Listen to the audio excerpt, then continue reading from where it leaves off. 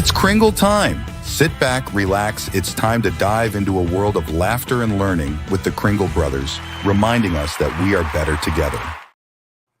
Hey! Hi, everybody. Welcome to Kringle time. How are you doing, Michael? How are you doing tonight? I'm doing good. How about you, Michael? I'm doing well. Now, you'll see your background's a little bit different tonight because you're coming from a new location. Yes, I am actually remote. I am down in Atlanta, Georgia with my lovely wife, Stacy. She's in a pageant. And you know what's so much fun, Michael? I love coming to the South. People are so friendly. In fact, I was asked to go out to lunch since they knew I was going to be down here by Carl White. Oh, Santa Carl showed me a wonderful time and showed me around the area. So again, thank you, Southern Santas. You're awesome. That's cool. So you had a fun trip to right? You're in Georgia. Yes. Did you get any peaches? No peaches, but I'll tell you what, we did go see Coca-Cola. Oh, that's right, Atlanta. That's right. That is the Coke site.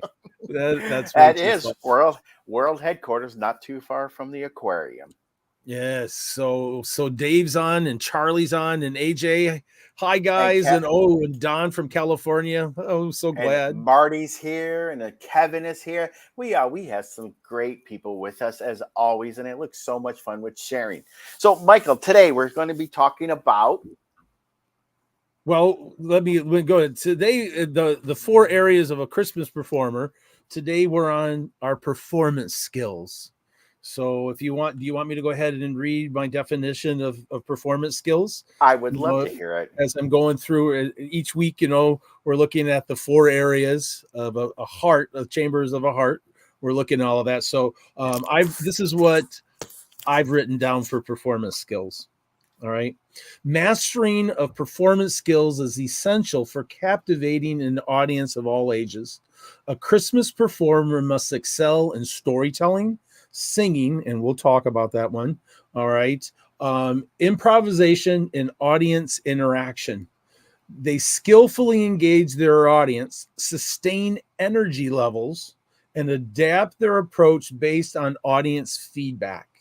These skills ensure a captivating and memorable experience for you and for your audience. Why, when you read a definition like that and I think about what we do, that way it makes me sound way too educated. Oh, stop it. You're a hoot. You've got to think it through. When I write that kind of stuff, it's just plumb lines, so we have an idea going off it. And I'll make this right off the bat. I know a lot of people going, I'm not a singer. But you can learn to sing a song, sing talk kind of gig. You can learn to direct a song and get it started and get the audience going without being a phenomenal vocalist. Or you could just do like what everybody else does and just rap it. 'Twas the night before Christmas, and all through the house, not a creature was stirring, not even a mouse. Oh, well, you know what? Oh, look, Joe's on, and there's Carl. Carl, I think you might owe me a lunch too. you got to come to Atlanta to get that. Now, before we get too into this tonight, we want to take a look at the art of storytelling. We have a book that we want to share with you and give some suggestions to it. But you know what? We were really blessed with a package this week. Oh, we're going to do that now. Oh, I think it would be a good gig. We love fan mail. And you don't have to send us presents. Especially when it's 90 degrees. I really love my fan. Oh, yes. Fans are always good. Me, I don't have any nails or anything. So scissors, and so we're going to. All right. And on the package, just to let you know, Sal, thank you very much. It says that we couldn't open it till the show, so I have no idea what's in here. Hopefully it's kid-friendly. Yes, it is coming from New York, so we never know. Oh, look at this. It's one wrapped into another. It's just like one of the snowmen. It's a snowman. the magical snowflake. Oh my snowman. gosh. This is the third package I got to open up now. Sal, what do you really wrap this puppy? Sal, please don't get us any Christmas presents. Can you imagine the box inside the box? Oh. Oh my goodness. Sal, you are definitely one of a kind. Oh, look at you. Way too funny. The greatest wonder and special tribute, Kringle Brothers. Oh. We should probably tell them real quick our names that we got, so that way people, may not understand. The Motor City St. Nick, Michigan's greatest wonder. So did Sal tell you why he named you the greatest wonder? Because people always wonder about me. Well, I know. No, go on. I don't know. Go ahead. You tell it. Well, to be honest with you, I'm just trying to keep up with everybody in the chat right now. Being remote like I am, it comes up really slowly on my end. So I'm going to have to rely on you, Michael, for that. Because but no, Sal basically just likes to call me Michigan's greatest wonder. And it's also funny too, is because my lovely wife ended up getting property in Scotland for me for my birthday. Nothing big. I just own a 3-foot by 3-foot section of Scotland. So I am Lord. It makes you a Lord, though, right? It does. It does make me a Lord. So therefore, Stacy is a lady, and Sal is my constable, and of course, Michael is special tribute. He's the ambassador. So. You know what? I don't know if that'll come off the wall. This is one of those, when you get something that shocks you, kind of like this. I got a certificate from our governor in the state of Michigan. It's a special tribute certificate from her, thanking me for all the things that I do in the state of Michigan to create Christmas and joy. And so that's where the special tribute came from, Sal, is because our governor gave me that award. But you know what? More than the awards or more than that, anything, I just feel blessed that we're together, because we do believe that we're better together. And it's Besides actually getting up and perform or share the Christmas spirit with families and friends, this time on Wednesdays is probably some of the most important to me, because it's an opportunity to share with the Claus community and Christmas performers, because as Michael said, we are better together, and I like to view all of us as one big family. Yeah, that's right. You know what, Michael? We were talking about Curtis is on, and Oliver's all the way from East Tennessee. That's awesome. Hey, and not Gary too far, says Oliver. Hi, and Paul says hi, and Matt is Yoda is not. Oh, Yoda, not Yoda. Now we go into Star Wars. So, and Mel's all the way from Battle Creek. I hear they had some big storms down there yesterday. They did have some big storms, and it was one of those up here in northern Michigan. It was like they did, what I mean? It's like, that's the thing that's funny, and that'll even happen for me when I'm in Traverse City, the Great Wolf Lodge, where I do my show every night, through the holiday season. It's just a touch over an hour's drive, and it's right nestled. Pull out the map. It's right nestled way up here, right by the water. So it can be whiteout conditions sometimes, but I go 20 minutes down the road and it's completely clear. I mean, and then you go another 20 minutes down the road and you got a whiteout again. So it's just one of those, all of that to preface like, oh, they had a storm last night. There was nothing here. Or you come down to Atlanta and you just basically swelter because it's so hot. Oh, could you fry an egg on the sidewalk? You should. No, I think what I'm going to try next time it gets that, because I say it's going to be hotter tomorrow, is I'm going to try to find a mailbox and cook a lasagna in it. Oh, that could be interesting. But you know what, Michael? We got way off topic. Yes, we did. But that's easy for us. Squirrel. Jennifer's on and Boris is on. And Sal's on. So again, Sal, thank you so much. Love the shirts. Well, We're so happy to be part of the family. I'm going to bring this out early just to get us refocused on it. We asked for you to send us dad jokes for the dad joke every night, and so now you want to do the dad joke now? I'm going to do a dad joke now just to Okay. get me refocused.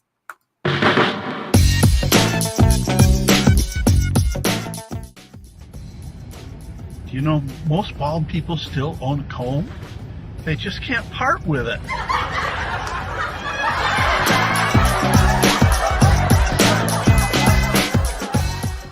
You know what?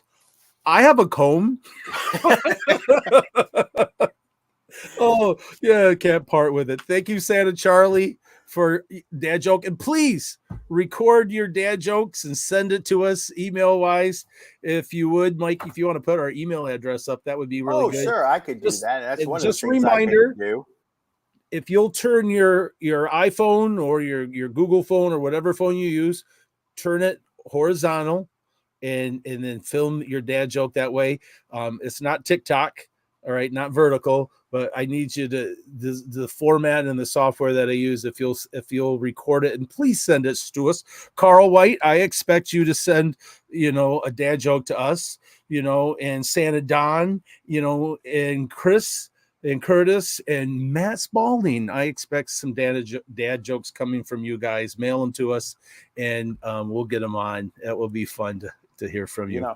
Carl just posted yesterday coming home from lunch. He said it was 101 yesterday afternoon down here in Atlanta. That is definitely egg frying weather. Yes, it's egg frying weather. Now, Michael, before we actually go into today's episode here, okay. Curtis Talley asked a question. All right. Santa Michael, can I ask you something? Of course you could. Sure. I wanted to get some advice on getting jobs for doing parades. Oh, getting parades. That's one of those. If depending if you have a parade in your town and there's not a Santa yet, I would say get a hold of the Chamber of Commerce and talk to them. Find out in the town that has a parade, where who puts it on, who organizes it, and then just go. The other thing is I'd recommend slashing your price to do a parade. I don't charge the full price for a parade because this is my thought with it. The exposure that I get from doing a parade or something of that, and even the commercials that I've done, I don't necessarily try to make tons of money with it, just because the exposure that I get from what I'm doing and being out in the public and being seen, that coming back is huge, yeah. Well, so some of the other, and you've done, and what did you do to get, because I know that you're in a parade down by Detroit. Which parade you said in? I do the Holiday Extravaganza Parade in Pontiac, Michigan. But in all honesty, working with my wife, because she's been in a number of parades as well, we have a comment coming from the chat room here. Ask the fire chief or fire marshals or fire departments in the area, because they usually have a good idea what parades are where. But as you said, Chamber of Commerce, if you go to, say, a 4th of July parade, try to look up who the directors are and put feelers out there. A lot of times they have the clauses that are actually every year, but you never know if something may happen or somebody may want to stop doing the parade. The key is, almost with any type of gig, is you have to ask. If you don't ask, you'll never succeed. And that's one of the most important things is, and I do agree with you, Michael, that I don't charge for a parade. It's basically just for the notoriety, I guess is the right word, or the appearance, to let people know that you're there. That's what I mean by exposure. People see you, and it happens. But finding out, then once you find out, we'll get off topic a little bit, but that's all right. You need to be ready. Have a one sheet. In other words, a cover letter, resume kind of thing of who you are with pictures so people can see what you have, and then go and talk to them and give them that one sheet, and knock on the door saying, I would like to do this, because otherwise they don't know you would like to do it. We don't have the ability to read minds, so we've got to share what you'd like, if you'd like it, and then knock on that door. At teaching middle school for 30 years, I had so many kids say, what do you want to be? I'm going to be a professional athlete. All of them, all these little middle school boys and girls, right? And so I never wanted to disencourage them saying you can't, but I also wanted to be practical and saying, well, make sure you practice and make sure you do your work. Because a lot of times, people will hang that carrot out front of you, can be this famous, but if you do your work and you're prepped and you go in and then you at least say, I'd like the job, your chances are a whole lot better. For me, I actually have what the modeling community calls a go-see book. Again, it has a resume. It has the different educational credits that I do have, as well as various photos of different looks, so they can actually choose what look that they have as well. So, but apparently Curtis actually goes on and says he did a parade for 7 years, and they took it from me without telling me about it. When I was doing the Lions Club, they sponsored it. But I called to confirm it, and they said they gave it to someone else. Curtis, I think I would try to contact whoever was in charge and ask them why, to see, because that's the only reason you're going to get any feedback on there. As far as Michael and I can tell you, it's we don't know. It's just one of those, you got to communicate. If they change their minds, there's just a long list of why things change. It could be under management, somebody new. We don't know. We don't know that. So the best thing is if you don't know, I just encourage you to ask them and say, is there something that I can do or do better, or how can I improve? Getting feedback and that kind of stuff. And, we ask for it on the show too. That's extremely important. And Mel, I'm reading Mel's. I thought you were a mind reader. Well, some minds are easier to read, Mel, than others. Yeah, just stay out of mine. It's not a good place to go to. Oh, so that's awesome. But all right. But well, hey, one of the things, Curtis, for asking that. Yeah, definitely, Curtis. Thank you. And to everybody else who's out there watching, even if you're watching it on replay, if you have a question that you'd like us to bring up, or you want to ask anything, just go ahead, shoot us an email, send a text, or post a comment on the page itself, and we'll get an answer for you. If not, we're really good at making things up too. Oh, but at the same time too, that brings us up to keep making sure that you're not just making things up, Michael. Yeah. But no, actually, the community that we like to be part of is a very giving and understanding community, and there's so much experience within your own local community, within your own circle of Claws performers, that just don't be afraid to ask. And Michael and I think we both can agree, we'd just like to be beacons to help people try to find their way around this crazy world we call being a Christmas performer. But Michael, what we came here today to talk about was storytelling. Now, my question to you is, what is the difference between storytelling and story reading? Well, reading, of course, you're reading a story, you're reading a book. I love to do that. In other words, a lot of Santas, turn around here and grab it. This is the book that I use for the night before Christmas. Okay. And so, in other words, I'm in a large group or a small group, I'm reading the story. And so there's reading techniques that you would use, for reading the story. Now, one of the things is that you'll do, and you're showing the pictures of it now, so I'll do it like this. But one of the cheat things that I would encourage you, whatever book that you're going to read to the audience, there's certain ways and voice, and you're going to admit it, but you're following a script. 'Twas the night before Christmas, and all through the house not a creature was stirring, not even a mouse. And I'll interject stuff in my story like, can you make a sound of a mouse? squeak, squeak, squeak, and the kids will squeak, squeak. Oh, wonderful! I knew you could, right? And then I'm turning it, so I'm directing. Can you find this? And so I'm interacting my thoughts with the story, but I'm reading the story now to help me. I would recommend this to help me with the children with this. Guess what? On the back of this, I have the whole story written down and then highlighting spots where I turn the pages. So that way I can keep track of without constantly turning it and reading it, but I can read to the children. So there's certain techniques. So all of that story reading, I'm reading a book. Storytelling, I'm telling you something that I have memorized or a story that I'm telling you. So a lot of us will do stories about the North Pole. So does that help, Michael? Am I hitting your target kind of thing? I think you are. And again, I just want to reiterate one point. The things that Michael and I speak about works for us. It may not work for everybody.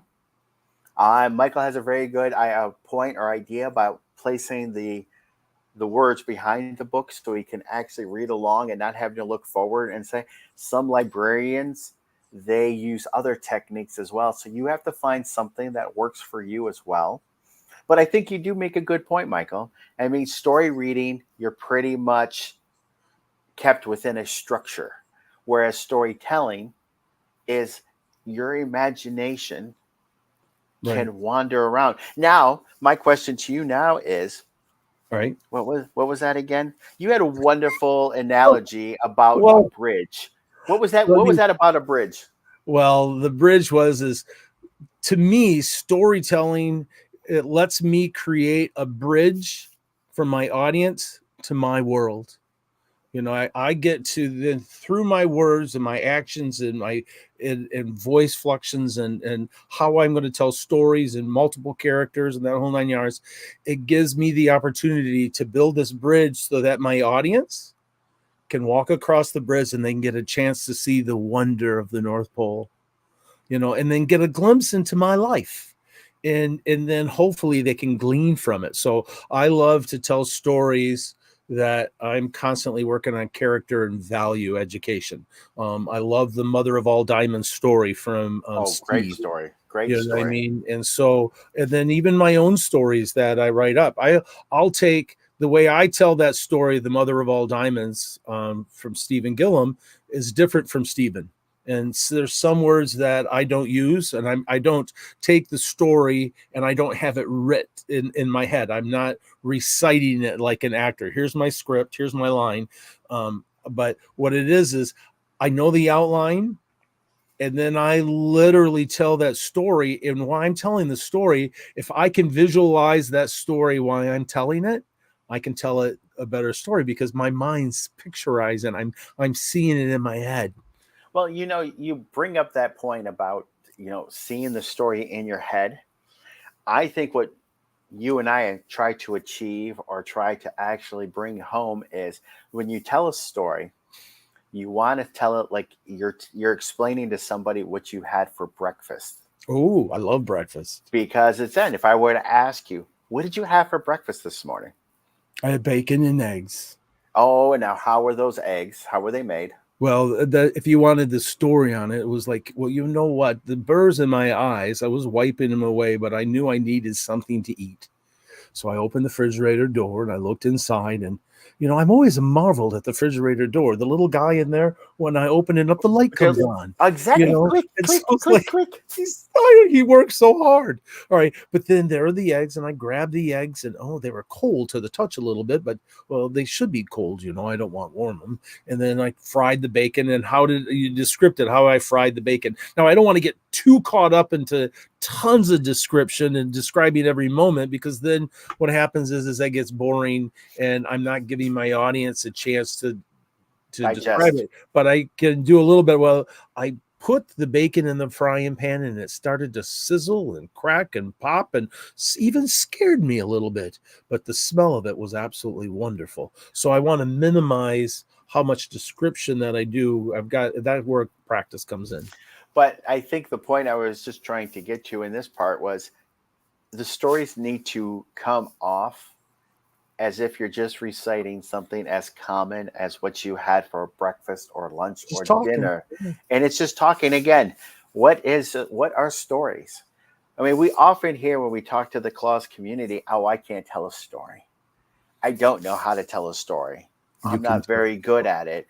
And really, truthfully, telling stories are nothing more than relaying information. Again, what did you say, Michael? It's one of the oldest forms of communication and entertainment that we have. It predates books by Well, hundreds of years. reading is a relatively new gig. When we look at the world and people in general, we're talking thousands of years, right? Having books, being able to go down to the bookstore and buy a book and then read for entertainment, that didn't happen. Literacy, working on literacy and reading. So reading and writing and those types of things for the common person is relatively in the big scheme of things a new gig. It's relatively new.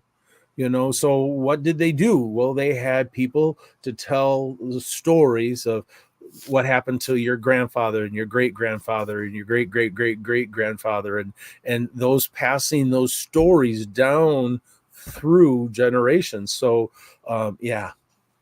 So what we actually found to help us try to piece all these wonderful facts and ideas into our minds, we found a book that was actually called The Art of Storytelling by John Walsh. And I believe, Michael, don't you have Well, there yeah. it is. Let me go ahead. Well, I can tell this with it. I love this book for a couple different things. All right, this is a very beginning level storytelling book, very simplistic. All right, on the level of it. Okay, The Art of Storytelling by John Walsh. One of the things that I've done with this and with MAPS, the Michigan Association, is we've done like a club kind of thing with storytelling, and we just got a group of guys together and performers, elves and Mrs. Clauses too. Anybody could come, and we said, all right, we're going to meet today and let's discuss chapters 1 and 2. And then we got together and we discussed chapters 1 and 2, and then we went forward, and the next time let's 3 and 4. So we literally use this book to encourage each other to look at it, what John Walsh had to say about it. But what's really cool is not only does John have this book, which you can get on Amazon, Charlie's online, give him 30 seconds and he'll probably have the link to Amazon where you can get this book and order it if you want to do that. But John Walsh also has on YouTube videos to go with every chapter. So you can read this and then you can watch the videos. Like I said, this is a simplistic entrance, beginning level storytelling book that I just recommend. If you want to increase that skills, there's other places that I would encourage you, like Santa True, phenomenal storyteller. Robert, True, Stephen Gillum. And so, but as a practical look and not only telling a story, but what I love about John in this book is he'll even share with you on how to write your own story, or how to take an old story and adapt it to you. So in other words, there's a lot of things that I'll do that I'll hear a story going, oh, I love that story. I love the moral of it. I love the feel of that story. And so I'll change it to Christmas to make it Santa, Well, thank you, Charlie, because Charlie's actually included the link on the chat. So if you'd like to actually see that on the Facebook chat, and he also said it's only $14.99. So if anything else, I'll go ahead and do the plug now that we're kind of throw the book out. But I'd encourage you, if you're interested in this, to find a group of guys and Mrs. Clauses and elves, performers, and get together and read the book, and then get together and talk it and watch the video together and then work on it together. And I'll be honest with Michael, we've actually had a comment from Santa Kevin here that says we need to give that course again. We could do that. So why do we do this? I just posted up on the screen that please follow us and like us on Facebook and subscribe to our YouTube channel. And you know what? Michael and I will discuss when we can maybe create a day or something that we can actually bring on, do like an open house that we can actually focus on the book itself and then go through a course of creating stories. Because one of the fun things about the course that we did was at the end, we had a story recital. And it was an opportunity for the members of the group to recite their stories. And we allowed family members to come in and listen to all the stories itself. So it was fun. But one of the things we did that. Like, make sure they understand what we did was in the book as we did it, as we walked through it, is we made everybody write their own story. Yes. You know what I mean? So you literally kind of the end of the book review, we had the recital, but everyone had to write their own story, and it had to be a unique story that you wrote, you know? So, yeah. And the nice thing about the book is it's actually broken up into 14 different parts. And we're going to just run over the parts really quickly and maybe not talk maybe about a few of the highlights in them, but this is just something that we just want to go ahead and discuss to let you know. But before we get into the 14 points, what do you think, Michael? Should we run our contributors segment? Oh, right yeah. now? Let me run one of those. Yep. Here we go. We're so thankful for Larry and those guys. Mm-hmm.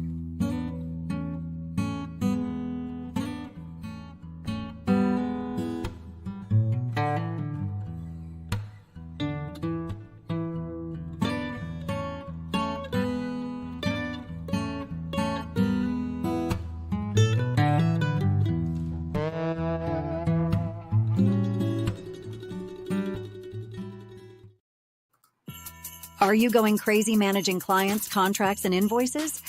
Kringle Tracker is here to help you. Stay organized with ease. Keep your sanity in check with Kringle Tracker's intuitive tools to effectively manage your schedule and clients.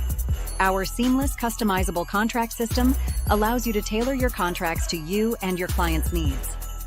Prepare for tax time like a pro by tracking your income and expenses and generate reports to make it a breeze. Transform your Claws business by signing up for a free 20-day trial. Kringle Tracker was created by a Claws for the Claws community so you can focus on making magical memories for your clients. Head over to kringletracker.com and sign up for your free trial today. Hey, welcome back.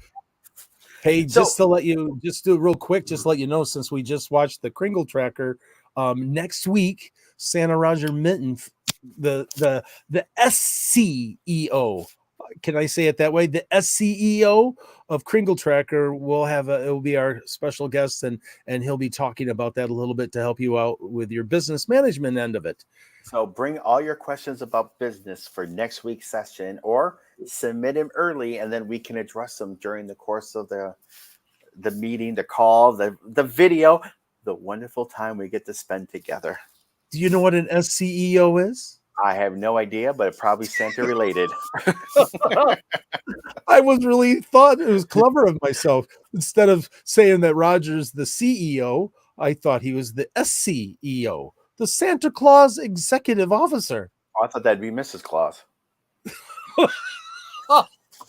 Remember, we're just the face and the delivery people. Mrs. Claus runs the North Pole. We all know this. Too funny. All right. So as we were talking, okay. So really quickly here, so we can actually talk a little bit more, because the fun section is the one that follows. The 14 steps seem very simplistic, such as step 1, select the story. Step 2, push through the story. Now, what we're saying that, in other words, yeah, let's go back to step 1. When we say select a story, to end up practicing to try to develop the skill set, you may want to think or consider folk tales. And you want to pick folk tales that it doesn't have to be Christmas related, because the wonderful thing about becoming a storyteller is you can morph almost any story into whatever segment that you would like to. Yeah. For instance, the old the rabbit and the tortoise Aesop fable, you can change them all out to basically an elf wanting to race a polar bear. So find a place for resources. In other words, libraries, other Santas, Stephen Gillum, Santa True. Find a spot where you can get stories. And ask your local librarian that you would want to look up folklore or folk tales in order to help you come up with some ideas. Now, when we talk about the public domain, you can have fun with the public domain when you don't have to worry about it. Now, step 2, of course, is pushing through the story. And that one is a fun one too, because what you want to do is you take the story and you want to find a partner, somebody who will be willing to listen to you. And what you do is you read through the story in only a few minutes, maybe 2-3 minutes, to read as much as possible. And then what you do is you try to basically tell it. Push through it. Through it. So even if you stumble, you make a mistake, the concept is to push through to try to get as much information that you can. Because remember, the idea is not to memorize the story. It's just the story, and then you let your storytelling skills take over. Exactly. Now, step 3, envision the scene with present day feelings and concerns. Now, this may throw off a lot of people, and not all these steps may be applicable, but what you're trying to do in this step is envision the main scene, not the way it was written, but if it were to occur right now. For instance, if you were if you're telling a story about a young woman who wanted to buy new clothes, but her father ended up giving her some chickens, and then she had to figure out the chickens to lay the eggs so she could sell the eggs to get the money to make the clothes. Well, when you start reading a story like that or telling something similar to that, why did the father do this?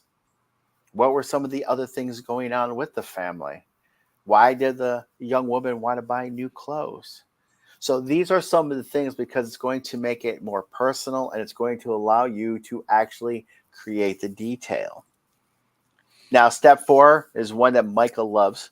Tell the story from the view of someone else at the scene. Yeah, it's fun because, in other words, the story, but think of a character that's in the story and then they tell the story, so they tell the same. So if it's Little Red Riding Hood, have the mouse that was in the corner of the house.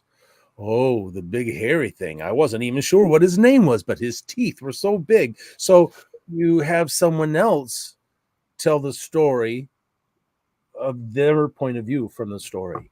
See, I thought when you said mouse in the house, I thought you were talking about Mickey, but that's a whole nother thing. Oh, no, not that one. I was thinking of the mouse in the corner of the house with Little Red Riding Hood. And then, she, not even the spider that wiggled and tickled and jiggled inside her. So, all right. Never mind. What was he, made out of Jello? Anyway. That was a jump. Yeah. All right. Oh, well, the next step, of course, is to establish the story's central truth. Now, not all stories are going to have a truth. Aesop's fables are probably some of the best because each fable had a element of truth. Patience is better than speed. Always continue to work your hardest. Some of them you could just be telling a story just from the sheer delight because it was funny. I have a wonderful story about an elf who basically makes pickled flavored and Sour Patch flavored candy canes. And what we're doing is just trying to develop the truth. And which was the story you developed out of this book. Yes, exactly. That was the story you wrote. Yeah. Yes, it was. And it's a fun little story. And then number 6 is find a memory hook. Now, when we say memory hook, this could be a passage. This could be a song. This could be something that you get your audience to repeat at every given point. One that comes to mind is in the story of the magical snowflake. Oh, I knew it. Hi. I know. I've looked low. I've looked all around. I don't know where the magical snowflake is.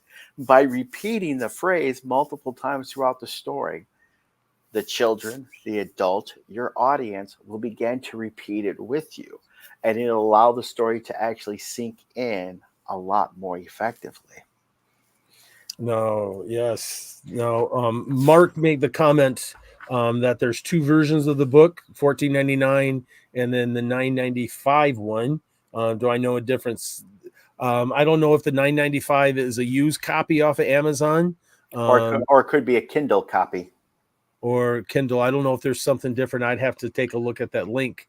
What you want to do, Mark, is be careful, because you can actually buy the physical book probably for $14.99, and then they have an electronic version that you can either read on the Kindle, or if you have an iPhone or an iPad, you can get the Kindle app, and then you could also read it on that device. And those are actually a little bit cheaper because there's no printing involved. Yeah. Awesome. So Okay. the next step is one that takes a lot of practice to actually create, but it's to tell a story within a story. Yeah, that's a little different technique, a little bit harder, you know. Then we move into the most important. One of the things that one of the things that the book really goes into a lot is we never memorize the story. And the reason for that is, Michael, what's the reason why we never memorize the story? Well, for me is because I want to adapt it, like we made in the comment to the audience, my feedback from the audience, the energy level with the audience, and I may have to change things or adapt things up or move on it. And teaching, it would be classroom management. If I have a kid that's disrupting the room, then I'm going to go physically stand by them. Right? I don't have to tell them to be quiet or whatever. I just move my body and I stand by them, and then that's one level of bringing him back under control a little bit. But I want to know what I'm going to say in to get to the story. Then I let the story happen, and then it was like Orville, right? Orville is my flying elf that I demonstrate, and Orville's on a gimmick, and of course, and I'm flying him. And well, I had Orville way above my head. I'm 6 foot, so I had Orville almost 8 foot in the air, and he fell off his little stand and went all the way down and hit the ground. Right. Needless to say, my story just got changed. Okay, because of what took place with the prop.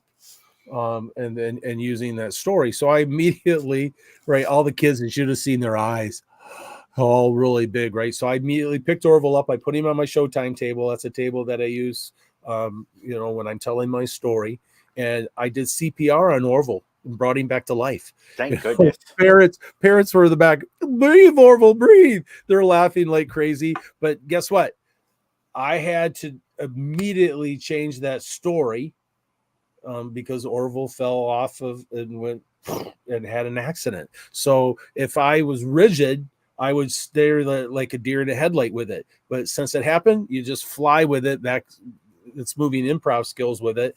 But I then did that breathing, and then I ended the story how I knew I was going to end it. So, which leads us into the next 2 points is plan your first words, because those should be the only words that you memorize, and know how the story ends should be the only 2 things one should memorize when creating a story or telling a story. Just like you said, Michael, from storytelling. Yeah, right. That's right. Anytime the story can change, because you never know what happens. And therefore, as long as you know how to get into it and get out of it, you'll always be covered. Now, one of the things that we haven't discussed with these stories is, with the steps we already mentioned, we've only basically began to develop the story. We've added in all the essential information. Well, now we get into the area of research the facts. This is a time that you're actually going to start to polish the story by adding in certain facts, certain details that will add more clarity to your story. Kind of like when I'm telling the kids, about Christmas Eve and flying, I always make the comment that my very first place that I deliver to is Christmas Island. And why is that? Well, because it's going to that. One of the whole thing is then I bring up this with the kids, right? Is I'll go, well, do you ever heard of anything called Google search? Well, yeah. And I said, well, search it. And the last place is Achu Island. That's the last place. right? And so that's right. You can make that joke, but so I take those facts that there's really a place called Christmas Island. There's really a place called Chew, and then by having that facts, I can integrate that into the story, and it makes it much more believable. Yeah, definitely. But now comes the next step following the research of the facts is to eliminate needless details. And you don't want to bog a listener down with everything that goes along. By the correct choice of the right words to establish, as Michael pointed out earlier with the bacon, it was crackling, it was sizzling, it was popping, is all that needs to be said. He doesn't have to talk about the exact measurements of how much the piece of bacon shrunk as he cooked it, because you're going to lose your audience at that point in time. And then the next step, of course, is to add description to the story. Now, this could be, you're saying, well, you just asked me to remove needless detail, but now you're asking me to actually add description. Well, there's a balance in it. But imagine it this way, and Michael also did this when he was talking about the bacon. For instance, if a line in the story was, the door creaked, went open, it's a good line. It could be plausible. You could use it. But if you then went, and then the door creaked open, by just adding that detail and elongating the creak word, now not only are you providing a better visual in the listener's mind, but that's the detail that we could be referring to. Yeah, he grabbed the door as he went through. Yeah, exactly. Now let's see here. I want to pull up, because the next ones I feel are probably some of the most important ones here, and I just want to make sure I got this one here. In other words, include your audience participation is the next one. Exactly. And arrange practice audiences. Storytelling is not a single person item. You need somebody to listen to your stories. You need somebody to provide you feedback. And this is a great time for all the Santas and Mrs. Clauses and elves who are listening to us right now. There's so many different regional groups. When you meet for a lunch, when you actually have monthly meetings, whether it be on Zoom or in person or any way or anyhow that you do it, take some time and share your stories. Say, Michael and I talk all the time. He has a wonderful story about an elf, Marcus, that is truly amazing. And once he wrote it, he called me up and goes, "This is it. How does this sound?" And it was like, okay, so we are talking about level 1, which is basically attending. The person tells the story and the audience just gives their utmost attention to it. And then, of course, the second portion comes in. Let me pull it back up again, because I just... Well, I'll tell you what, I'll let you find that. I'm going to go ahead and bring up the trivia question. Oh, definitely. While you find that, and I'll do the trivia question, and then we'll come back to those, and that'll give you a little bit of time. I'll let you read it, and then you read it, and then the French word. All right, here we go. The French word Noel is commonly used around Christmas. What is the original meaning in Latin? Oh, yes. Once again, the French word Noël is commonly used around Christmas. Noel, and especially since we just had Leon Day, which is, Noel backwards, halfway to Christmas, right? June 25th. So there's a correlation. When you pick this when you picked this, did you know what you were gonna? It was Leon Day. All right. No, I just picked it all up, and let's see here. Well, Charlie has a really good answer. And we're looking at the number of people that came in. Charlie won last week, I think. He did win. So the next person to come in was Santa Red Adventure Everett. Yes. So congratulations, Santa Everett, because The answer is Birth.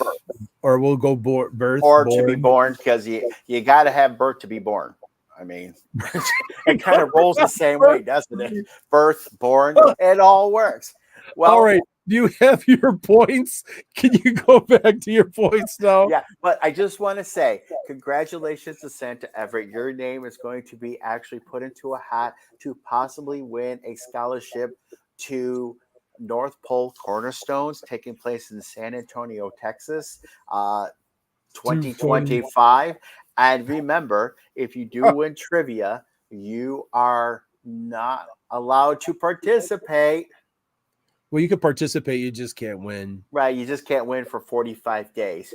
So, Santa Everett, you are basically now our winner. Congratulations, and congratulations to all who put in there. And yes, Charlie, what came first, Herbie, birth or born? Well, some people think I was hatched, so. Chicken. But going back to our conversation, the second part in arranging practice audiences is what we call level 2. So remember, level 1 is just listening to the story. No coaching, no critiquing. All you're doing is actually providing the opportunity for the author to read the story. The second one is bravos, or level 2. And this, the teller hears compliments about what was really good in the story. So again, we're not focusing on the negatives. We're actually focusing a lot on the positives. And then again, level C is course clarification. Now it's time to ask the questions. Allow the author the opportunity to clarify maybe some things that have been clouded. And then of course, level D is receiving advice in weak area. Now, Santa True does a really good section in his training between coaching and critiquing. Critiquing is very harsh. It's not something that a lot of people don't like critiques, because you're basically just blatantly pointing out all the bad stuff that goes on. You know, and it's so easy for us to be negative. I'm going to throw this out. It's easy to be negative. You know, we got to remind ourselves, you know, just to treat others the way you want to be treated, and to give some affirmation in it. You know, it's not an easy gig. I like what he says is I prefer the term coaching, because what you're doing is you're assisting an individual to make their work better. Yeah. Pointing out things that they may not see as could be misinformed, misguided, mispronounced. So again, level D would be more or less considered coaching. And then also the book tells some wonderful information about tools for presenting a captivating story, such as go on. We have a few more minutes. I'm going, dude. Our time is getting so close. It's like, how can we get to the end with? There's so much. Those tools, those 7 tools are they're so good. I don't want to.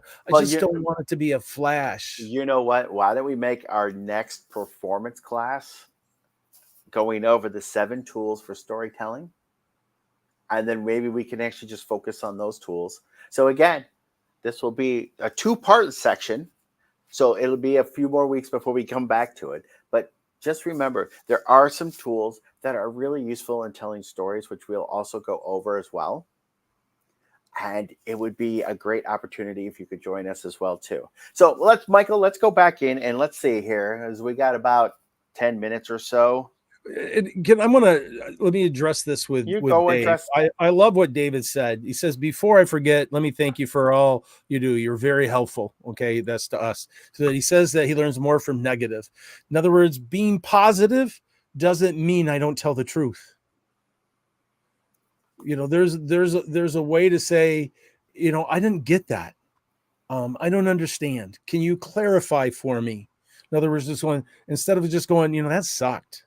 That was horrible. You know, I mean, can you clarify, what were you trying to say? In other words, so I can be positive, but I can be truthful. If you didn't like it, you didn't like it. You know, I mean, I had that happen to me with my kids in middle school all the time. They're going, well, Mr. Howell, you said this wasn't any good. You didn't like it. And I'm going, well, do you want me to tell you how wonderful it was and great? And then I would mimic it kind of thing, and they're going, well, no. And I go, and I want to tell you the truth, but I don't want to cut you down. I want you to make sure that you take the truth and then improve if you want to. But if you don't want to improve, then okay. But you know what I mean? So there's hopefully that clarifies it a little bit, Dave. I the negative comes from how we take it and receive it. You know what I mean? I just want to make sure on the coaching end that I'm making sure that I'm asking questions and I'm clarifying, even if I don't like it. And I can say I don't like it, or I think you need to go back to the drawing board and try it again, compared to just flat out going, that's horrible, because I don't want I want to encourage the person to keep writing, but they just need to take it in a different direction. Hopefully that makes sense. Again, with the coaching and critiquing aspect, think of a sport. Think of coaches or managers if you're a baseball fan, a coach if you're in any other sport itself. They don't critique a player. What they're doing is they basically coaching them. Hey, you did really well catching the football. However, if you think about it, if you actually maybe turn your shoulders just a little bit more, you might be able to catch that ball in stride, which could provide a few more yards after the catch. You're still providing some positive feedback.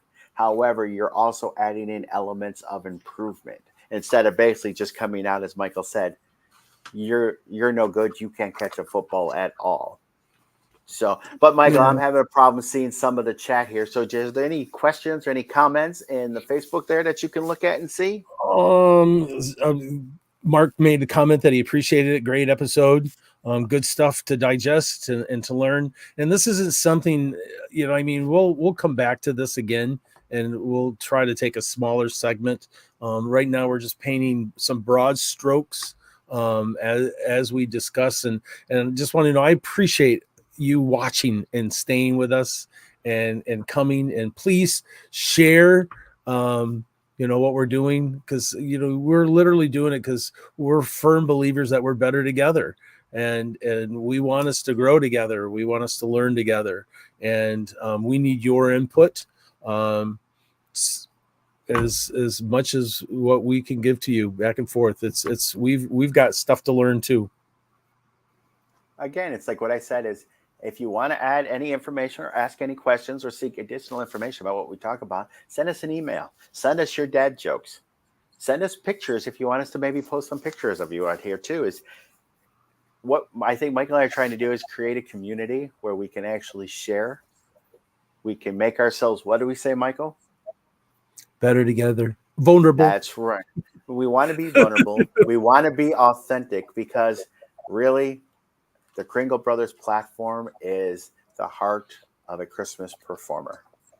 And that's what we want everybody to actually begin to develop. So again, thank you so much, everyone, for joining us tonight. Remember, next week, Santa Roger, the SEO of Kringle Tracker, will be joining us.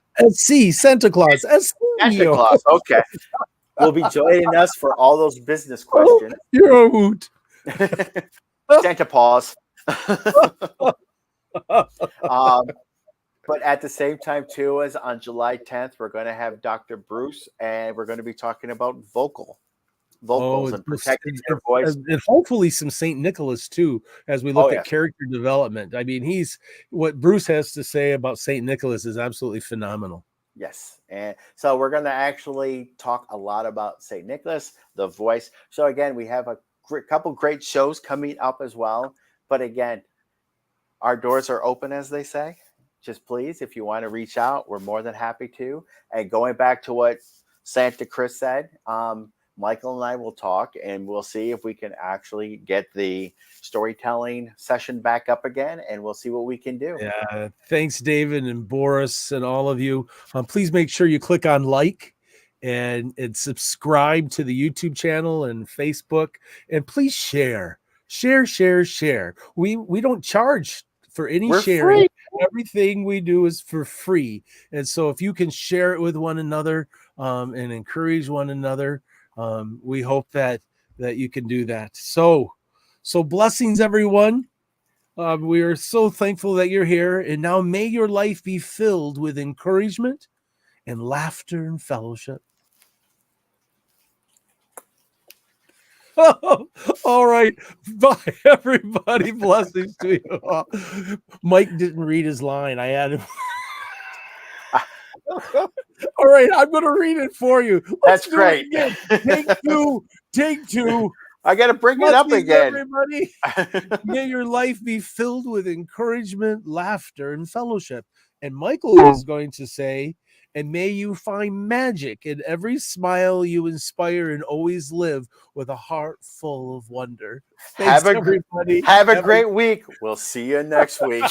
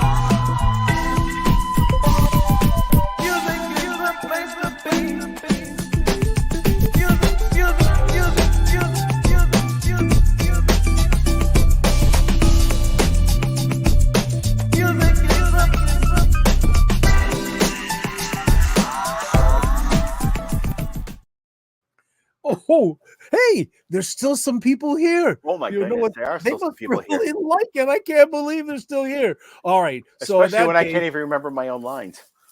There's a priest, there's a politician, Santa Claus, and two elves walk into a bar. What do they talk about?